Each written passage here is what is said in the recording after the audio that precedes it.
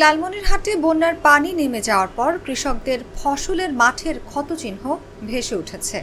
পানিতে ডুবে পচে গেছে রোপা আমন, আবার কারো ধান বালুর স্তূপে ঢেকে গেছে। ফলে দুশ্চিন্তায় পড়েছেন তিস্তা পাড়ের হাজারো কৃষক। ধান খেত মনে করো অনেকে ক্ষতি হয়েছে, বন্যার পানি এসে ঢালান পড়ছে, পানা টানা অনেক হয়েছে। কিছু আছে আর কি মনে করো সামান্য, আর কিছু তো আরে তল হয়ে গেছে। পানা টানা জিলার সামনে উঁচু একটু এলিয়া পানা সারাসারি করে একটু গাছ খাড়া হয়েছে আর কি। বন্যায় লালমনিরহাটের প্রায় ৮০ কিলোমিটার দৈর্ঘ্যের তিস্তা অববাহিকার চরাঞ্চল ও নিম্নাঞ্চল পানিতে তলিয়ে শত শত হেক্টর জমির আমন ধান, চীনাবাদাম, বীজতলা, আখ, শাকসবজি সহ বিভিন্ন ফসল ডুবে গেছে। মাটি আবাদ করছি ১ একর মধ্যে 2 দিনের মতন মাটি ক্ষতি হয়ে গেছে। এই পানা নদীর পানা আসিয়া সম্পূর্ণ জমি শেষ হয়ে গেছে। তারপরের দিন একে তলে গেছি, বাড়ি ঘর ব্যাগ তলাইছি, ওয়াও তলাইছি, তলে টলে যা তারপরে তো ওয়া বাসা কথা না আসলো, পানা টানা সারাইনি। ও আবার পানা একদিন জাম লাগছিল, পানা টানা সারি দিয়ে তারপরে পানি ছিটে দিয়েছি। ওয়ার পানি ছেড়ে দিয়ে পরে আবার ওষুধ প্রয়োগ করলো। সার অন্তত ৪-৫ হাজার টাকা দেওয়া হয়েছে। বালুর স্তূপে ঢেকে ও পচে ক্ষতিগ্রস্ত হয়েছে ধান। পাশাপাশি নদী গর্ভে বিলীন হয়েছে শত শত হেক্টর ফসলি জমি।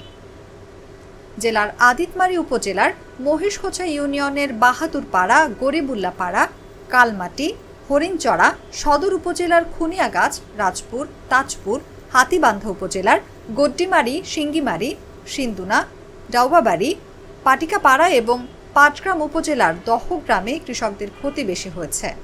আমার যেখানে আবাদ করছি আমাদের মার হয়ে গেছে, পানি 1 সপ্তাহ আমাদের ডুবিয়ে হলো, এখন ঘোলা পানি, এখন দিলে শ্বাস সর গেছে।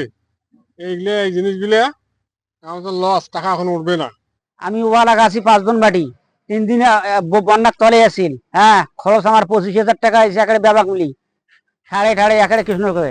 কৃষি বিভাগ বলছে এবার রবি মৌসুমের জন্য 5 উপজেলার 19,100 কৃষককে 6টি ফসল প্রণোদনা দেওয়া হবে। এর মধ্যে রয়েছে গম, ভুট্টা, চীনাবাদাম, পেঁয়াজ, সরিষা ও অরহর। লালমনিরহাট কৃষি সম্প্রসারণ অধিদপ্তরের অতিরিক্ত উপপরিচালক সৈয়দা সিফাত জাহান বলেন, রবি মৌসুম শুরু হয় 15ই অক্টোবরের পর থেকে 15ই মার্চ পর্যন্ত চলে।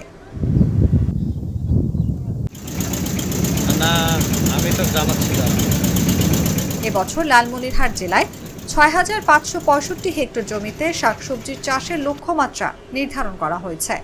জেলায় এখন পর্যন্ত 393 হেক্টর জমিতে আগাম জাতের শাকসবজি চাষাবাদ হয়েছে। 45 হেক্টর নিমজ্জিত হয়ে প্রায় 27 হেক্টর ইতিমধ্যে ক্ষতিগ্রস্ত হয়েছে। লালমনিরহাট জেলা কৃষি সম্প্রসারণ অধিদপ্তরের উপপরিচালক ডক্টর মোহাম্মদ সাইকুল আরিফিন বলেন, চলতি বন্যায় আমন ক্ষেত সহ অন্য ফসলের ব্যাপক ক্ষয়ক্ষতি হয়েছে।